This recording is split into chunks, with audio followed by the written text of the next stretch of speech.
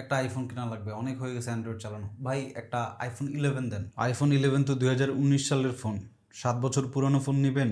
আচ্ছা তাহলে আইফোন 12 দেন। 11 আর 12 তো একই দেখতে। আইফোন 13 দেন তাইলে। 13 আর 14 মধ্যেও কোনো পার্থক্য নাই, একই ফোন। 14 দেন। আচ্ছা না না না, 14 দিয়েন না, 14 প্রো দেন।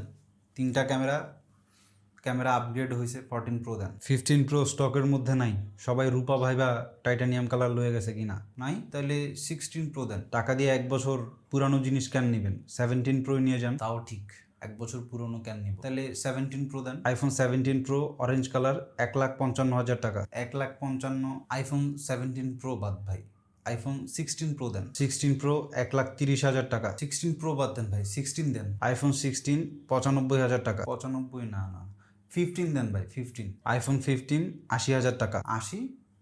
14। আইফোন 14 70,000 টাকা। 13। আইফোন 13 60,000 টাকা। 13ও বাদ দেন ভাই, 12 দেন। আইফোন 12 ইউজড 40,000 টাকা। 11 কত ভাই? আইফোন 11 ইউজড 30,000 টাকা। 30 তো ভাই বাজেটের বাইরে হয়ে যায়। সিম্ফনির ফোন আছে ভাই আপনাদের কাছে? সিম্ফনির বাটন ফোন আছে, স্মার্টফোন নাই। বাটন ফোন চালাবো ভাই, 2026 সাল চলতেছে। ওয়ালটনের কোনো ফোন থাকলে হবে, ওয়ালটনের ফোন আছে? এই নেন ওয়ালটনের ফোন, 17,000 টাকা। 17,000 তো ভাই ক্যাশ আনি নাই, আমার কাছে 5,000 টাকা নিয়ে আসছি, কিস্তিতে দেন। 12 মাস, 2 বছরের কিস্তি ভাই।